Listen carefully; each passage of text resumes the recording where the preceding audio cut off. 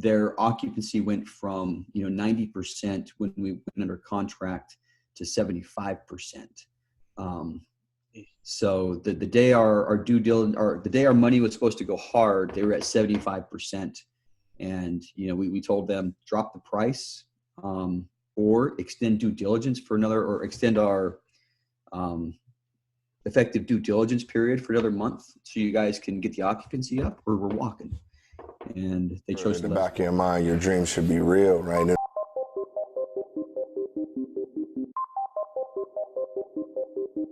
Thanks all for tuning in to Dreamcatchers, where we make things happen. Dreamcatchers was formally launched to unlock the hidden potential in successful, self-motivated individuals who desire to take their life's work to the next level but need support to evolve. We are a collective group of professionals with various backgrounds that use our talents to assist those individuals in realizing their wildest dreams by providing education, inspiration, and direction. This podcast is where we share the lessons we've learned along the way to catching our dreams and give you some context around the how and the why to each approach to put you further ahead on the journey to catching your dream. Are you ready? Hey everybody, and welcome to the Dreamcatchers Podcast. I've got the great pleasure of having Brian Briscoe with me today. Brian was out in LA last weekend attending a multifamily investing event. He was out. You were with Rod Khalifa out there, right? Yeah. I hit the Rod Khalifa multifamily boot camp event. Sheraton Hotel next to LAX. It was a great weekend. A lot of people there. I think I didn't count, but he said there was 600 of us. But yeah, great event. It's always good to be in the room with a bunch of people who have the same, kind of investment mindset as you do. So yeah, wonderful event. Great. So Brian, if I'm not mistaken, you're up in the DC area. You work at the Pentagon, and you're getting ready to transition out into this multifamily thing full time, right? That's the plan, in a lot of ways, I've kind of burned the ships, I've told everybody I'm going to retire, and I'm not going to look at another option. I'm not going to look at another job. It's just one of those that in my mind, anything else is failure, no disrespect to people who do this, but there's a lot of people in my position who, walk out of the Pentagon wearing a uniform one day, retire, and walk back into the Pentagon the next day in a business suit, either as a DOD civilian or as a contractor, and to me, I just said that is failure, because, my dreams are quite a bit bigger than, getting another paycheck, and keeping on doing what I'm doing. So, burn the boat to the shoreline. Here we go. So I know you're connected with Michael Blank, and that was the title of my episode on this podcast, Burn the Ships. So burn the ships. Absolutely. It's just interesting that you use that choice of words on introducing yourself. So why don't you tell the listeners a little bit about your background and how you got to where you are today? All right. So born and raised in Utah. Haven't lived there since 2001-ish, but wanted to be a math professor for a long time. So graduated high school, started school at the University of Utah, and majored in math. Took a little break from that to do a mission for my church. Went to Chile for 2 years. Came back and resumed my studies. Got a bachelor's degree, got a master's degree, and started applying to PhD programs. And somewhere along the line, I looked at all of my math professors, and a lot of them were just socially awkward. A lot of them were, had 100-pound brains, absolutely brilliant people, but I started thinking, I don't want to be like them, and in my mind, all of a sudden I had an epiphany, just a moment of clarity where I thought, if I keep on doing what they're doing, I'm going to become like they are. Right. And that scared me. It was just like, oh my gosh, so I still wanted to be a math professor. I just decided that I needed to do something else, and that something else for me ended up being the Marine Corps Reserves, so it was something where, I wasn't, you still exercise your brain, but it was something that could develop other areas of my life, so got into the reserves, moved to Minneapolis, Minnesota. Lived in St. Paul, actually. Went to school in Minneapolis. And while I was there, the World Trade Center went down. So here I am, a Marine reservist. World Trade Center goes down, and I'm thinking, well, if I'm going to deploy, and every reserve unit in the nation was thinking we're going to deploy soon. I thought if I'm going to deploy, I might as well take it into my hands. I might as well do it on my terms and on my schedule. And I went active duty. So what I didn't know at the time is that I would be active duty for the next, it's been 18 and a half years now, but, Wow. So yeah, I'm about 18 months from retirement, with a full 20-year career in the Marine Corps. So, that's what got me into the Marine Corps. There's, a lot of things I liked about the Marine Corps, and, I'm not saying I gave up on my dream to be a math professor. It's just, my dream changed in that aspect. 3 to 4 or 5 years in the Marine Corps, I kind of realized that, maybe I didn't want to be, maybe I wasn't as passionate about that as I thought. But so anyway, along the lines, I picked up a couple of books about finances. Rich Dad Poor Dad. It's very cliche, but that's definitely a book that that impacted me. So I made a goal to buy an investment property every year. Now that worked for the first 2 years. And then year 3, when I go to start buying properties, the banks are like, you got a single income. You really don't make that much. And you already have 2 mortgages, so, I kind of put that dream on hold for a little bit. Just said, okay, well, I'll resume this later when I can figure out the lending piece. Anyway, fast forward several years, decided to get back into it. But I discovered multifamily. I discovered, podcasts, Rod Cleef and Michael Blanc. Those 2 podcasts were, kind of my bread and butter. You add Joe Fairless to the mix. Those were the 3 podcasts that I listened to, as often as I could, and started getting the bug. Started attending events, started attending the meetups, and things took off from there. Met a couple of people that could be really good partners. And, so, long story short, we're sitting now with 88 units, about $5.2 million worth of apartment buildings, that we currently manage, and another 80 under contract. So, that's the brief synopsis, the 2-minute story.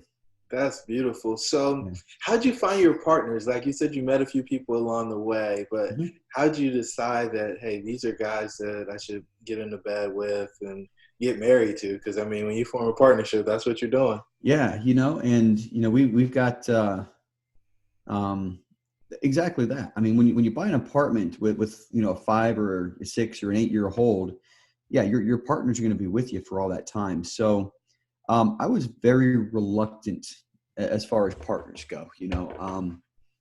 I was in, the Michael Blanc's network, and, he's got what he calls a deal maker mastermind, which is just a forum, an online forum that uses the Slack app, where you can associate with other people. You can post your deals in there, and, people can review it. So, I met a guy named Eric Shirley in there. And what caught my attention was his area code. He had an 803 area code, which is, Columbia, South Carolina. That's where my wife grew up. So, started talking to him, and anyway, a couple weeks later, we realized that we were actually working on the same deal, underwriting the same deal, ready to put offers in on the same deal. So I texted him and said, hey, just so you know, we're competing on this one. And that text turned into a phone call, and the phone call ended up with, let's try to partner on one deal, and that's all I was ready for at the time. So we compared notes. Anyway, that one deal didn't pan out. We couldn't meet the seller's number.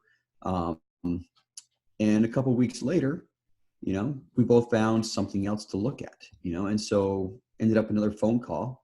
So after a couple of months of working together, we decided that anything in the Carolinas, we would try to tackle together. Finally got one under contract, 55 units in Spartanburg, South Carolina. And we started assembling the team to be able to get that together. Now, what I forgot to mention is Eric had already partnered with a guy named Brian Mallon.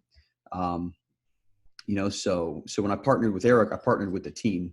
And once again, up front, I was reluctant until I started getting to know the two of them a lot better. But anyway, to round out the team, we brought in a guy named Todd Butler, and we started doing weekly Zoom calls together. We started, exchanging emails, and we all decided to go to Michael Blanc's big event in Dallas together. And after spending a lot of time on the phone with these guys, over Zoom calls and in person a couple of times, I really started liking them. We have the same mindset, we have the same goals, we had the same time frame.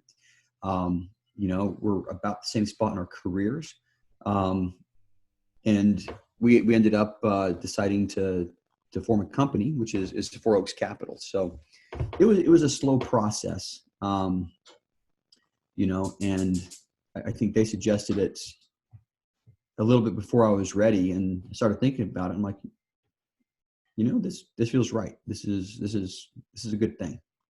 It's interesting you call that a slow process. How long would you say that process took? Probably from the first time I contacted Eric until we formed the company, 4 or 5 months. Yeah. I consider that extremely fast. Yeah. I mean, true.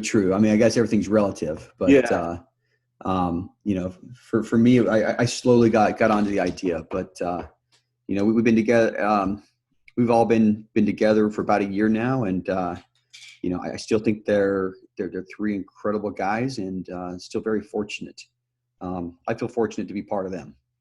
Awesome. So it took you 4 or 5 months to get the partnership together, and you told me you got 88 doors in the portfolio and another 80 under contract. Mm-hmm. How long did that take? Sounds like you guys are rocking and rolling, man.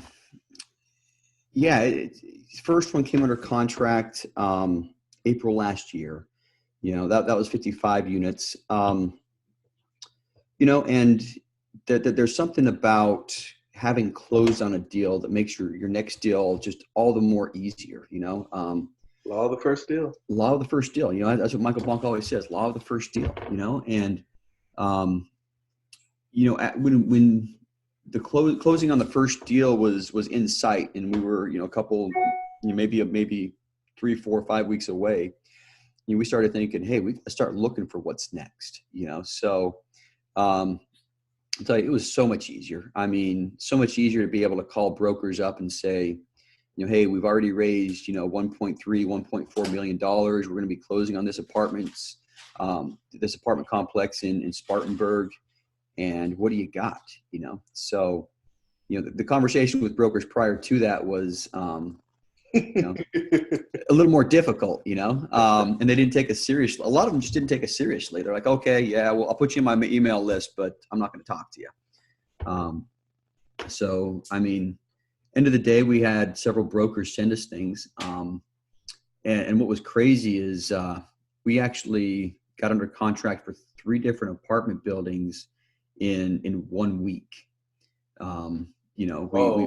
We were putting LOIs out, and our batting average, I guess, was pretty low. We were, we were getting, 1 counter every, 8 to 10 LOIs that we put out.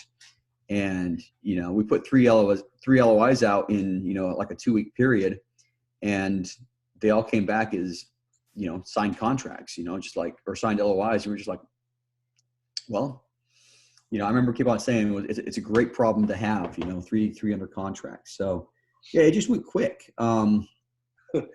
Okay. Wait. Because you're not talking about $200,000 and $300,000 deals. So yeah, what do you do when you got 3 LOIs and the earnest money checks are due? And well, we started, calling people we knew,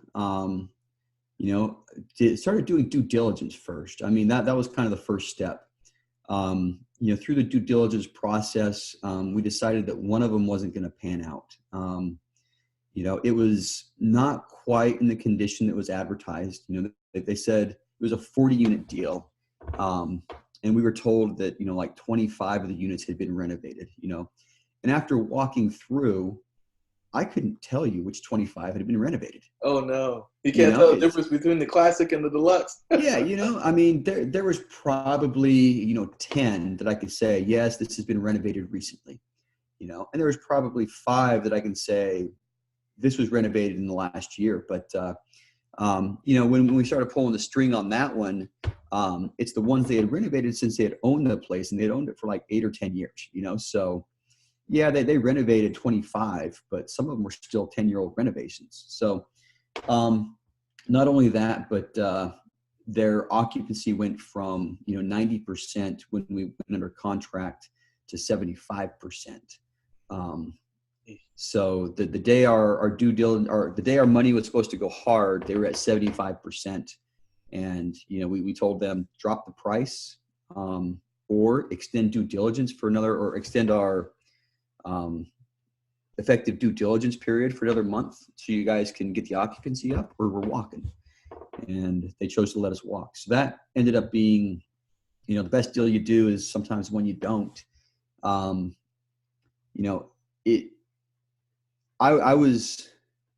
The nice thing is we were able to pick and choose. We had 3 under contract. So that was like a $1.9 million contract on that one. We closed on a 33 unit, which was, also which is a really good deal. And then the one we have in our contract right now was one that that was the third one. So, and we're still working on that one. So are you syndicating all of these, or joint venturing, and how are you guys structuring your deals? So far, they've all been syndications. If we find the right partners, joint venture is definitely on the table.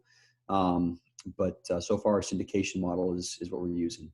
So it's always interesting in this space, something I consider less than $5 million to syndicate. How are you guys handling like the PPM fees and still being able to make it work?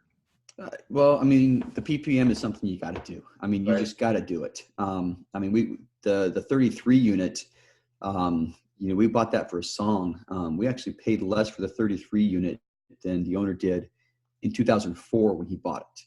Ouch. So the PPM expense ended up being 2.5% of the purchase price. So you have to suck it up and do it, because you look at what happens if you don't, what happens if things go south, Right.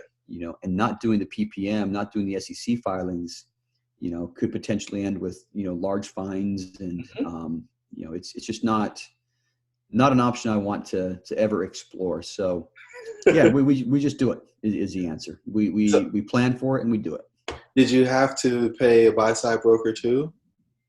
What? A buy-side broker? Oh yeah. So the on those 2 deals, there was no buy-side broker. On the one we're doing now, there is. So, and it's just one of those, you calculate everything in, as you're doing your analysis, that, that your SEC attorney is going to cost, ballpark, $12,000 to $15,000, and so as you're doing analysis, you just put that in as one of the closing costs. And if the deal works, it works. And if it doesn't, it doesn't. That's, to me, the PPM fee is the non-negotiable part of doing business. Got it. And are you good with, tell me a little bit about your strategy on it. Is it just go in, raise the rents? Like what was the problem with the property, and why'd you guys see it as an opportunity to force appreciation? So the easiest one is the one we closed in December. It's a 33 unit, and there are 13 vacant units. The owner just didn't do a lot to it to keep it up. It's in Columbia, South Carolina, and every state has certain habitability laws. In Columbia, you don't have to supply a fridge as a landlord, and you don't have to supply a stove as a landlord. So the units didn't come with fridges and stoves. And it's a C-class unit for, workforce people. So, you're talking somebody who's on, a very low wage job, and you're marketing an apartment, and it's, oh, by the way, you have to bring a fridge in and you have to bring a stove in, so anyway, there was just a lot of vacancies there. The area is a straight up C-class area. There's things, to the left and to the right that are, at 90% occupancy rates. So part of the problem there was the owner just didn't put effort into, giving the tenants what they need. There was also no air conditioning in it, and Columbia gets really hot in the summertime. So, we budgeted, we're fixing up the units. We're obviously going to put appliances in every unit.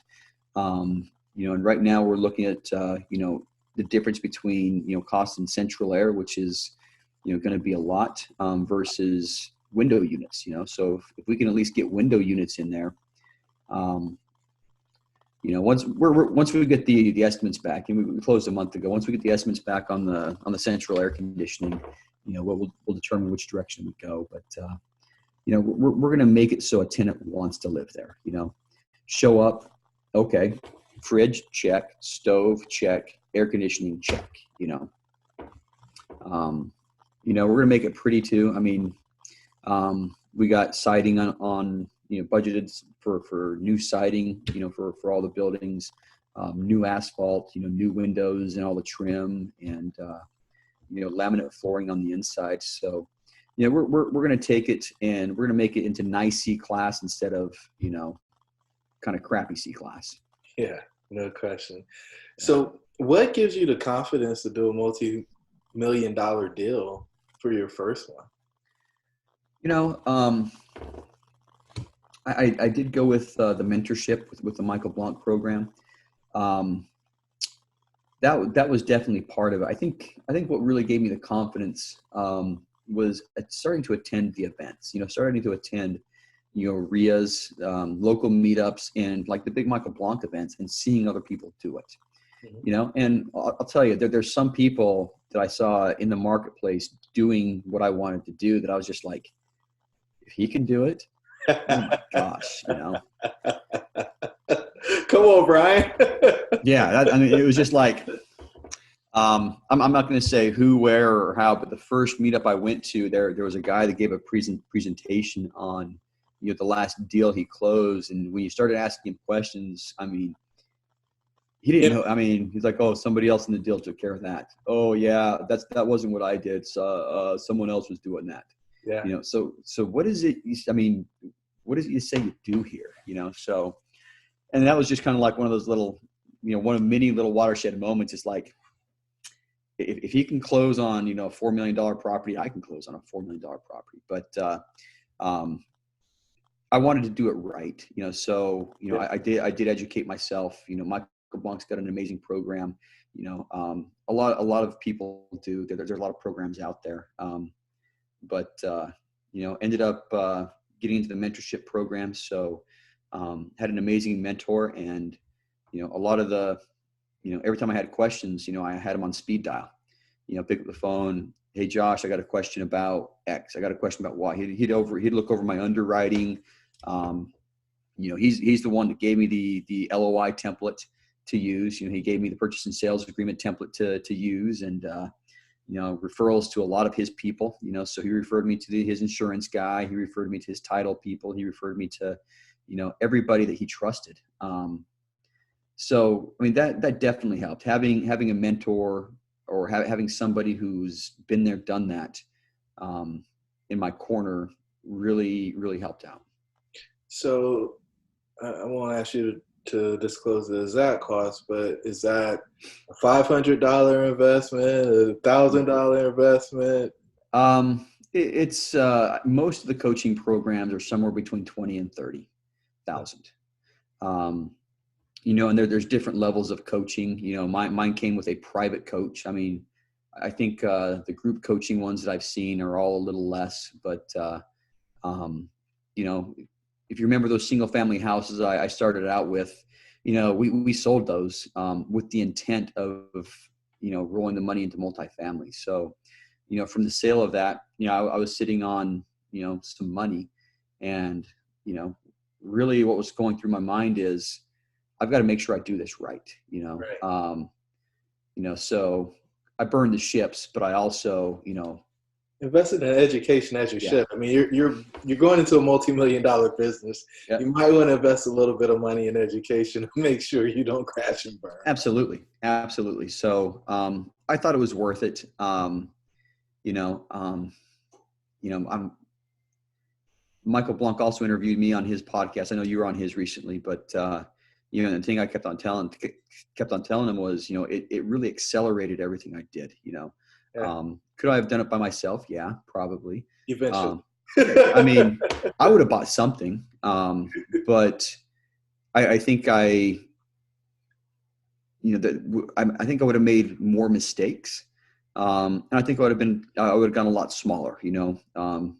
Had I not done that, Brian Briscoe would probably own 8 units in like Idaho or something. You know what I'm saying? So So that was the other thing that was jumped out. I mean, I feel like that's like a 12-hour ride from where you live to where your mhm. complex is. So what gives you the confidence to invest so far away? My wife grew up in South Carolina. We have family there. So it's actually about 7 hours from where I am down there. So Okay. it's not bad. There's a direct flight from, Dulles to Greenville, Spartanburg. There's a direct flight from Reagan to Columbia, so I've got 3 major airports really quickly. I mean, if I had a flight, left my house right now, I could be on site in, 3.5 hours. Nice. So, and if it's planned out, and I want to drive down, it takes, about a half a day to drive. I can wake up early in the morning and have an appointment scheduled at 1 p.m. So it's farther than some people want to go, but it's not terrible. And I retire in a year and a half, and, South Carolina is high on the list of where we're looking. So, I mean, there's a lot of things that pointed there. We're familiar with the Carolinas. Like I said, my wife grew up in South Carolina, lots of relatives there. We've lived in North Carolina before. So it's really not that big of a stretch if you look at, background and what our future plans are. Hey guys, back in 2016, me and the team decided to formalize Dreamcatchers as an organization that can help people achieve their wildest dreams. If this is you, please visit our website at dreamshouldbereal.com in order to find out the details of our services and how we can help you become a Dreamcatcher. Talk to you soon. Got it. So in your partnership, what's your primary role for the team? Our roles have kind of shifted over time. Right now I'm my title Director of Operations. I'm doing a lot of the asset management. Really where I come in, Eric Shirley's our Director of Acquisitions. So he's the one that's going out looking for all the deals, and he probably sifts through 8 or 10 deals before he sends me one, and I'm the second set of eyes that goes over each deal, 'cause I've got to manage it, so if I don't like the deal, so I give thumbs up, thumbs down, but really what I'm doing is I'm asking him a ton of questions. Hey, did you think of this? Did you think of that? Hey, I'm just verifying all of his assumptions, because there's a lot of assumptions that go into purchasing, to modeling the projections. How did you get your rent assumptions? Do you really think we can get an extra $100 on the raises? What about taxes? Did you, and, Eric and I have been doing this together for a year now. So, a lot of times he kind of knows what I'm going to ask, and he's like, yep, I did that. I knew you're going to ask that. But, so that's the first touch point on a property. And then once we get it under contract, I'm the lead on due diligence. Once again, I'm going to be managing it. So I'm also going to be the one who goes in and gets, eyes on everything to know exactly what's going to come into my portfolio. And Eric and I, the due diligence process mostly falls on, our shoulders. Brian Mallon will come down for some of the, he's been down for our due diligence trips before. Todd's been on our due diligence trips too. So it's just a matter of, we have kind of a it's not just like an instant passing the baton. It's a long handover period from Eric to me.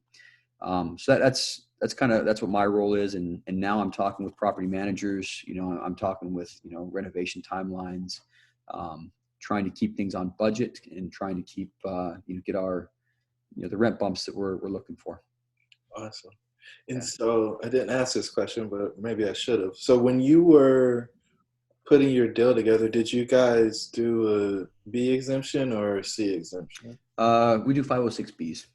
Okay. So you got friends and family, maximum of 35 non-accredited investors. Yep.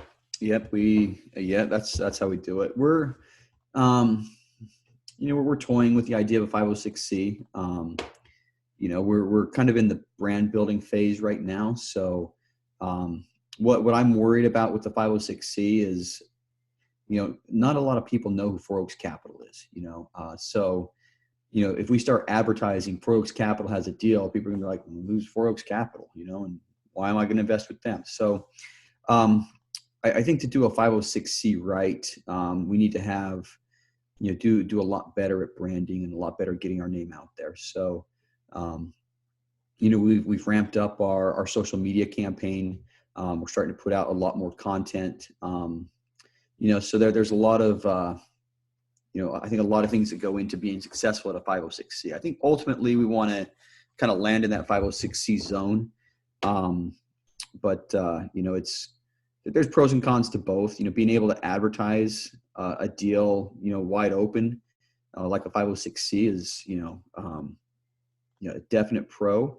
But, being able to take in, investors at, 20, 30, 40,000 a pop, if we had to, is also, a significant pro to going to 506B.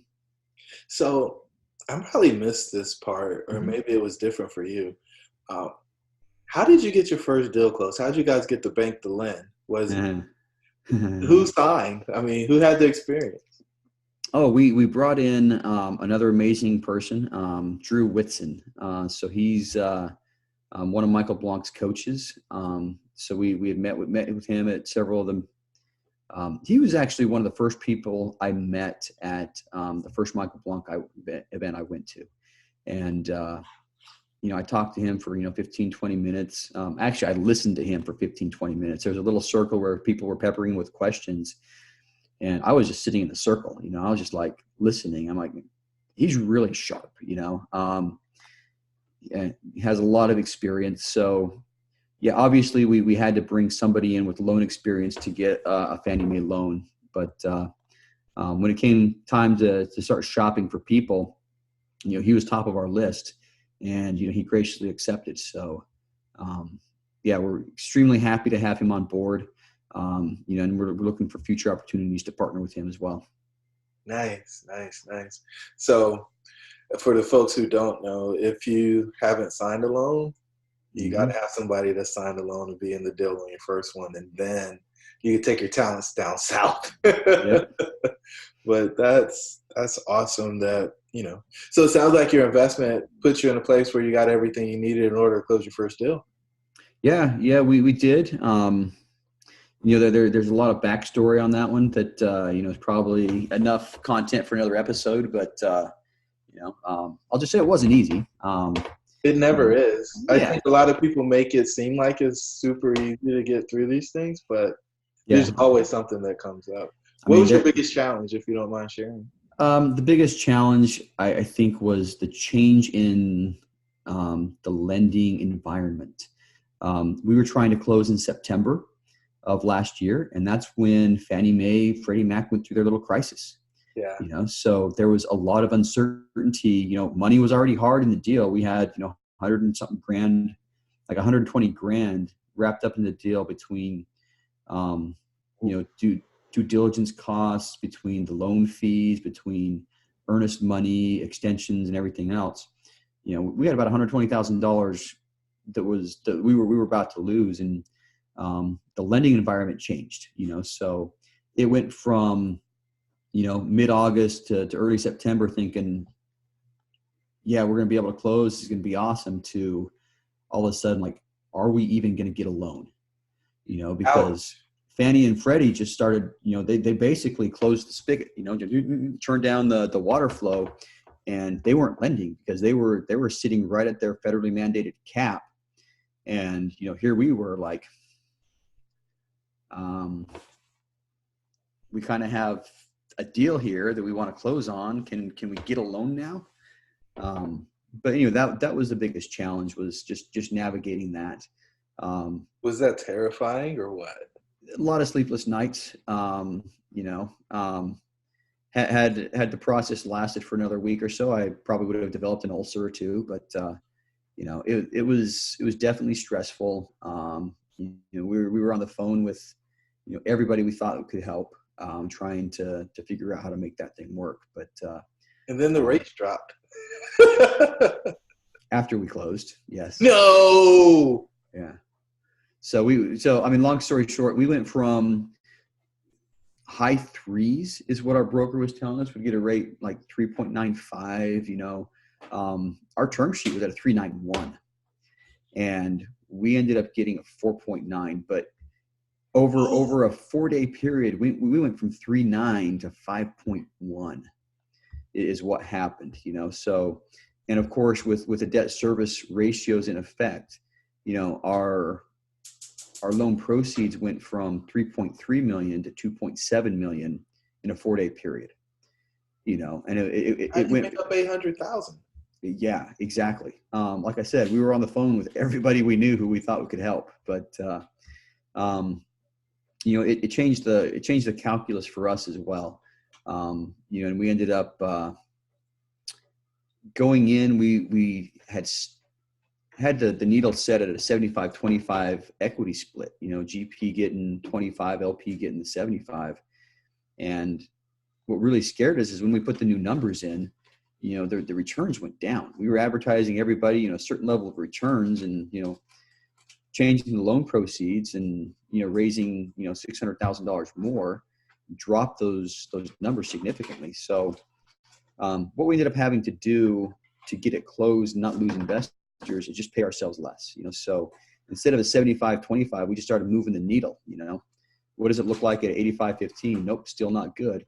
And we ended up settling on a 90-10 split. So ended up being skinny for us, but that's basically get the deal closed, baby. Yeah, so we were able to confidently project the same returns that we brought people into the deal with. I mean, we'd already raised, 1.5 million, and that ended up being just enough to close. But so we wanted to keep all the investors in. So we got to that point, moved the needle to 90-10, and then internally we talked to each other, and we all called every one of the investors that we brought in. I brought in 5 or 6 investors to the game.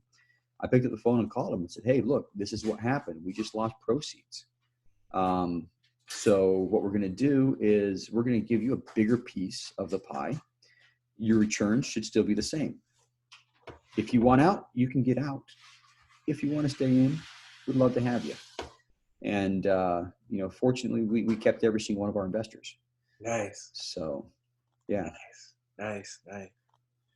Well, so, this is a Dreamcatchers podcast. For me, closing that first deal is absolutely catching a dream, because it creates so many other opportunities for you.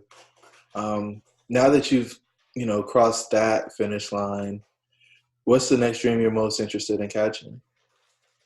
I say the next dream is, just retiring without dropping standard of living. I mean, we've gotten used to, the salary that I'm at right now.